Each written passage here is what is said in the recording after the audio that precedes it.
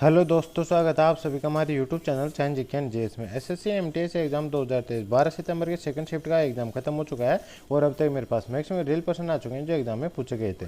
तो शुरू करते हैं आज का वीडियो, देख लेते हैं आज के सेकंड शिफ्ट में किस प्रकार क्वेश्चन पूछे गए हैं जीके एंड जेएस के। तो आज का फर्स्ट क्वेश्चन जो सेकंड शिफ्ट में पूछा गया था, डिफेंस इंडिया एक्ट यानी भारत रक्षा अधिनियम किस वर्ष आया था? तो 1915 में आया था। 1915 इसका राइट आंसर हो जाएगा। और भारत रक्षा अधिनियम की बात करें 1915 में, जिसे भारत रक्षा विनिमय अधिनियम भी कहा जाता है, 1915 में भारत के गवर्नर जनरल द्वारा अधिनियमित एक आपातकालीन आपराधिक कानून था जिसका उद्देश्य युद्ध के दौरान और उसके बाद भी राष्ट्रवादी और क्रांतिकारी गतिविधियों को कम करना इसका उद्देश्य था। तो इफेक्टिव आपको ध्यान रखने। इस पर नेक्स्ट क्वेश्चन है, निम्नलिखित में से कौन सी पर्वत श्रेणी राजस्थान में स्थित है? तो अरावली पर्वत श्रेणी है। तो अरावली पर्वत श्रेणी इसका राइट आंसर हो जाएगा।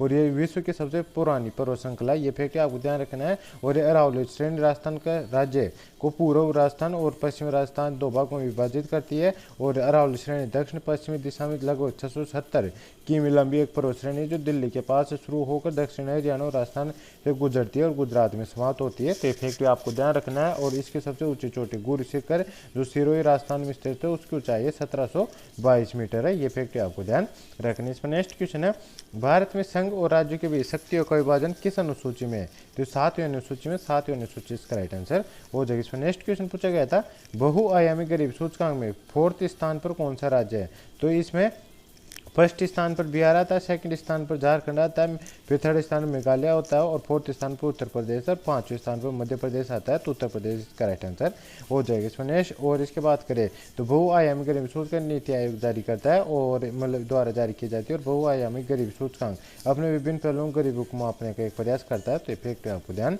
रखना है। इस पर नेक्स्ट क्वेश्चन पूछा गया था, 1931 से पहले तिरंगा का रंग कैसा था? तो तिरंगा सबसे पहले मतलब 1931 से पहले तिरंगा झंडा जो केंद्र में एक चरखा के साथ सफेद, हरे और लाल रंग का था। तो इसमें मतलब सबसे ऊपर सफेद, फिर बीच में हरा और फिर लाल रंग था नीचे, और इसमें एक मतलब चरखा था। तो ये इसका राइट आंसर हो जाएगा। मतलब इस प्रकार का था। तो आप यहाँ पे मतलब डायग्राम में भी देख सकते हो। और गांधी जी का ध्वज 1921 में कांग्रेस की बैठक में पेश किया गया था। तो इफेक्ट आपको ध्यान रखना है। और 1931 में तिरंगे झंडे को हमारे राष्ट्र ध्वज के रूप में पहनाते हुए एक ऐतिहासिक प्रस्ताव पारित किया गया था। तब इन 3 रंगों से बनाया गया था, जैसे केसरिया सबसे ऊपर, फिर सफ़ेद और फिर हरा और बीच में महात्मा गांधी चरखे को दर्शाया गया था। ये 1931 के बाद में था ये तिरंगा। और जो वर्तमान में उसमें मतलब केसरिया ऊपर है, सफ़ेद बीच में और नीचे मतलब हरा रंग है और बीच में अशोक चक्र है जिसमें 24 तिल है। ये मतलब चरखे को बता दिया गया है। तो इफेक्ट आपको ध्यान रखना। इसमें नेक्स्ट क्वेश्चन पूछा गया था, रेवोल्यूशन 2020 मतलब 2020 पुस्तक के लेखक कौन है? तो रेवोल्यूशन 2020 चेतन भगत द्वारा लिखा गया उपन्यास है। तो चेतन भगत इसका राइट आंसर हो जाएगा। यह प्यार, भ्रष्टाचार, महत्वाकांक्षी किशोरों, कोचिंग संस्थानों द्वारा आकांक्षाओं का शोषण, आत्म साक्षात्कार और प्रेम के बलिदान के बारे में ये पुस्तक है। तो इफेक्ट आपको ध्यान रखना। और यह 2011 में प्रकाशित हुई थी। तो इफेक्ट आपको ध्यान रखना। इसमें नेक्स्ट क्वेश्चन पूछा गया था, निम्न में से कौन अदिश राशि है? तो अदिश राशि वो राशि होती है जिसमें सिर्फ मतलब परिमाण होता है, दिशा नहीं होती है, तो उसे अदिश राशि कहा जाता है। और जिन भौतिक राशियों केवल परिणाम होता है और कोई दिशा नहीं होती उसे अदिश राशि कहा जाता है। और अदिश राशि उचित इकाई के साथ एकल संख्या द्वारा निर्दिष्ट की जाती है। और इसके एग्जाम्पल की बात करें तो इसमें द्रव्यमान, चाल, आयतन, घनत्व, समय, तापमान, विद्युत धारा, ये सभी अदिश राशि के एग्जाम्पल है। तो इनमें से जो भी ऑप्शन में आया होगा वो अपना राइट आंसर हो जाता है। इसमें नेक्स्ट क्वेश्चन पूछा जाता है, भारत के पहले प्रधानमंत्री कौन थे? तो जवाहरलाल नेहरू थे। जवाहरलाल नेहरू इसका राइट आंसर हो जाएगा। और उनका जन्म 14 नवंबर 1889 को ब्रिटिश भारत में होता है। और वे मोतीलाल नेहरू और स्वरूप रानी के पुत्र थे, यानी उनके पिताजी मोतीलाल नेहरू थे और उनकी माताजी स्वरूप रानी थी। ये फैक्ट आपको ध्यान रखना है। और 1964 में दिल का दौरा पड़ने से उनकी मृत्यु हो गई थी। उनकी मृत्यु के बाद लाल बहादुर शास्त्री भारत के प्रधानमंत्री बने थे। ये फैक्ट आपको ध्यान रखना है। और भारत की पहली महिला प्रधानमंत्री कौन थी? वो इंदिरा गांधी जी थी। और भारत के पहले राष्ट्रपति कौन थे? डॉक्टर राजेंद्र प्रसाद थे। तो ये फैक्ट आपको ध्यान रखना है। इस पर नेक्स्ट क्वेश्चन पूछा गया था, राष्ट्रीय खेल दिवस कब मनाया जाता है? तो 29 अगस्त को मनाया जाता है। 29 अगस्त इसका राइट आंसर हो जाएगा। और किसके जन्मदिन पर मनाया जाता है? तो हॉकी के जादूगर मेजर ध्यानचंद की जन्मदिन पर इनको मनाया जाता है, या जयंती पर।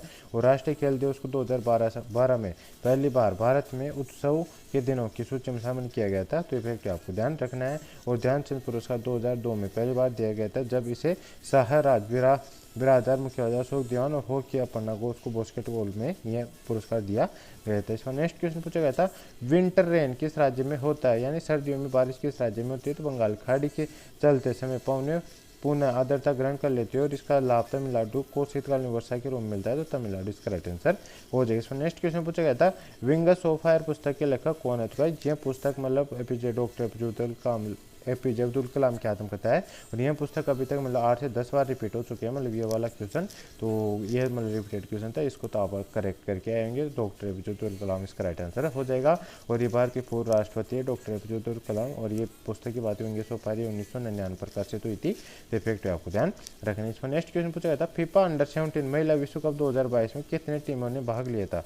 तो 16 टीमों ने भाग लिया था, 16 टीम इसका राइट आंसर हो जाएगा। और फीफा अंडर-17 महिला विश्व कप 2022 का आयोजन भारत में 11 अक्टूबर से 30 अक्टूबर तक किया गया था और फाइनल नवी मुंबई में खेला गया था। ये फैक्ट आपको ध्यान रखना। और इसका आयोजन उड़ीसा भारत मतलब फाइनल कौन जीता कौन तक मतलब फाइनल नवी मुंबई खेला गया था और आयोजन उड़ीसा भारत में किया गया था इसका। और वर्तमान चैंपियन कौन था इसमें, स्पेन और उपविजेता कोलंबिया रहा था। तो इफेक्ट आपको ध्यान रखना है। तो गाइस ये था आज के सेकंड शिफ्ट का full paper analysis. I hope आपको वीडियो पसंद आएगा। वीडियो पसंद आए वीडियो को लाइक करें, चैनल पहली बार आए चैनल सब्सक्राइब कर बेल आइकन ऑन कर लेना, ताकि मैं जैसे नेक्स्ट शिफ्ट का एग्जाम खत्म होगा और उसका एनालिसिस लेके आऊँगा तो उसका नोटिफिकेशन आप तक पहुँच जाएगा और आप उससे पहले एनालिसिस देख सकेंगे। तो गाइस मिलते हैं नेक्स्ट वीडियो में, तब तक के लिए जय हिंद जय भारत। और आपको यदि इसका पीडीएफ चाहिए तो मैंने डिस्क्रिप्शन टेलीग्राम चैनल का लिंक दे रखा, आप उसको ज्वाइन कर लीजिए, उस पर आपको उसका पीडीएफ भी मिल जाएगा। तो गाइस मिलते हैं नेक्स्ट वीडियो में, तब तक के लिए जय हिंद जय भारत।